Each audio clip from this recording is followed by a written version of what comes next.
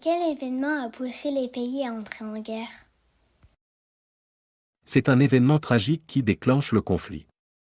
Le 28 juin 1914, l'héritier de l'Empire austro-hongrois, l'archiduc François Ferdinand, est assassiné par un étudiant serbe à Sarajevo. Suite à cet assassinat, la formation de la Triple Entente et de la Triple Alliance vont provoquer un effet domino et entraîner tous les pays dans un conflit. Fin juillet, l'Autriche-Hongrie accuse la Serbie d'être responsable de l'attentat du 28 juin et lui déclare la guerre. La Russie intervient pour soutenir la Serbie, tandis que l'Allemagne, membre de la Triple Alliance, soutient l'Autriche-Hongrie. La France, appartenant à la Triple Entente, se retrouve à son tour impliquée.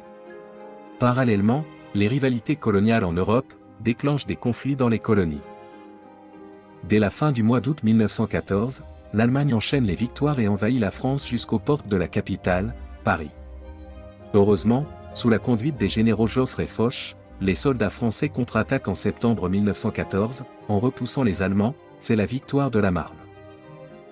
Vers la fin de l'année 1914, la situation se fige, les armées ennemies se retrouvent face à face sur un front à l'est de la France. Pour se protéger des attaques et des bombardements, chaque armée renforce ses positions en creusant de profondes tranchées. On passe alors d'une guerre de mouvement à une guerre de position, ou guerre de tranchées.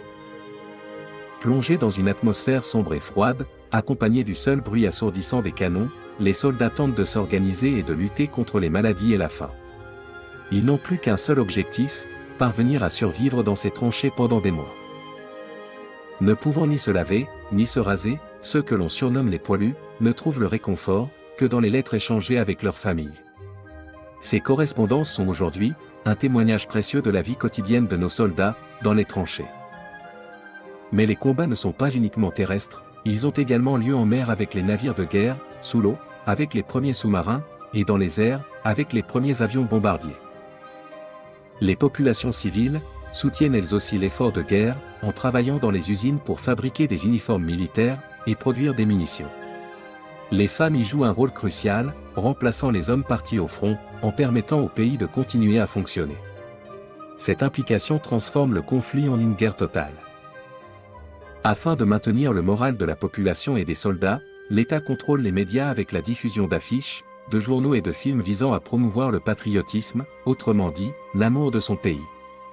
On y dépeint aussi l'ennemi de manière négative, dans le but d'encourager la participation générale à l'effort de guerre.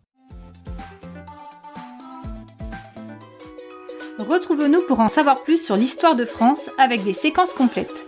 La vidéo, la fiche de préparation, le questionnaire, les exercices, la leçon et l'évaluation. Utilise les liens dans la description ou directement sur passeeducation.fr.